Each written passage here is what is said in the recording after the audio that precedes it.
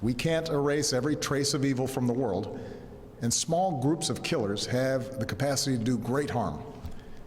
That was the case before 9/11, and that remains true today. That was President Obama last night outlining the ever-present terror threat faced by the U.S. And joining me now is the author of the book Dirty Wars, The World is a Battlefield, investigative reporter for The Intercept, Jeremy Scahill. Thanks for being here. Thank you. When you look at what the president outlined last night, first, just tactically, what kind of escalation or expansion of our current operations do you see this being? Well, the U.S. for some time has already had drones flying over both Syria and Iraq.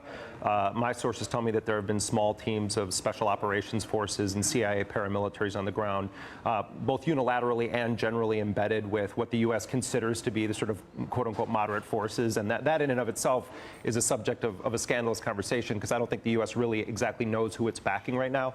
So it's going to expand that dramatically by doing the equip and assist. So what they're going to be doing is trying to funnel arms, support, training to various groups on the ground. Then there's going to be a real escalation of the U.S. air campaign. And my understanding is that it's predominantly going to be non-drone bombings, which means a lot heavier artillery, a lot less precise weaponry. And I think they're going to do some carpet bombing in areas and try to really send a message that what they're doing is decimating ISIS. Now, I think that there's the potential for huge blowback here. I also think ISIS is in part a product of the blowback from the Bush era and the Obama era, but that tactically is what we're looking at right now. So you talk about that concept of blowback, or what U.S. officials would call this expansion to meet the threat. We're going to put up a map here because here we are on the 9/11 anniversary. It is extraordinary. When you look at U.S. military action back from 01 to 03, you're talking about predominantly Iraq, Afghanistan, and Yemen for these major air operations. You update that to today here, much farther away from 9/11, and you have operations going in Pakistan, Somalia, Libya, places you've reported, and now an air campaign in Syria. We were just discussing this with Ambassador Wilson, an air campaign that could redound to Assad's benefit. Right. Well, I mean, first of all, the two greatest beneficiaries of the policy that President Obama outlined last night, in my opinion, are military contractors, mercenaries, and Bashar al-Assad. I mean, Assad was probably sitting there watching that speech thinking, wow, I've just bought myself a lot more time in office, because what the U.S. is essentially doing is fighting the same forces that Assad has been fighting against right now. And so, you know, and when President Obama tried to do his air war against Assad in Syria, there was massive pushback from the British Parliament and, quite frankly, the American population. People did not want this war. So they found a way now to get a war in that region. But what I think we're going to end up seeing is the end result of the disasters that Obama inherited, not just from Bush, but from his own first term. Let's remember, Bush had bombed Yemen once that we know of in 2002. President Obama has dramatically increased the number of airstrikes in Yemen. There was another one today. There are images of it up online. He ratcheted up the covert war in Somalia, backing paramilitary groups, gangsters, warlords. The CIA started doing more covert action there.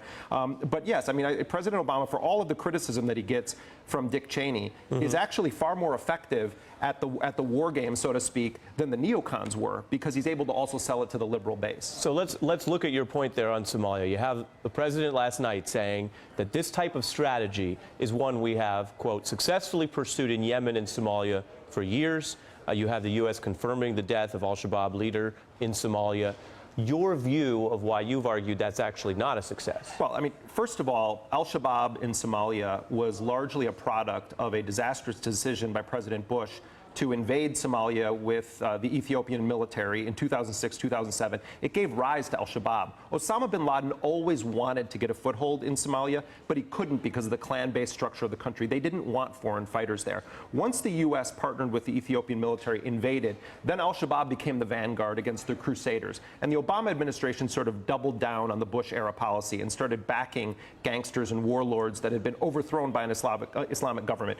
In Yemen, al-Qaeda in the Arabian Peninsula is a relatively small group, but it does have aspirations to attack the United States. And I think that the way that the administration has approached Yemen has exacerbated the problem, because the drone strikes have killed a tremendous number of innocent people. Yes, they've also killed some high-ranking al-Qaeda figures, but if you sort of just look at the calculus of this, I think that we've made more new enemies in the Islamic world than we have gained allies as a result of the drone bombings and then a combination of the first term of Obama and the entire Bush legacy. So, Jeremy, if you apply that thesis, which is an analysis of what's happened thus far, What should the president be doing instead of what he announced last night, in your view? Yeah, well, I mean, if you look at what like noted Arab analysts are saying right now about this plot to train anti-ISIS forces in Saudi Arabia, it would be hilarious if it wasn't so gruesomely awful.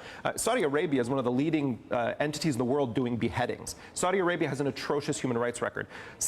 Individual Saudis are also funneling money to these groups. So what should he do? So I think that if the United States were to back off of this and take away the reason for being of ISIS, in other words, say, we want to totally re-engage with the Arab world. We don't believe that ISIS is speaking for a majority of people, but we're not going to hand them a propaganda victory. Instead, we're going to go after their funding sources. We're going to talk to our allies in Kuwait, in Qatar, in Saudi Arabia, where a lot of the money is coming in addition to money that ISIS or the Islamic State has seized. I do not think a military solution here makes any sense. In fact, I'm more afraid of what racist police officers do to black people in this country than I am of what ISIS is going to do to us here at home. Yeah, I think U.S. intelligence officials would say, look, they are trying to cut off those funds. They are trying to work in this statement today to get the coalition. Having said that, I think that might be undermined by the military campaign because, yes, Osama bin Laden was killed. Al-Qaeda Central, as it once existed, is sort of decimated. Right. But in crushing one centralized organization, we have encouraged the rise of regional groups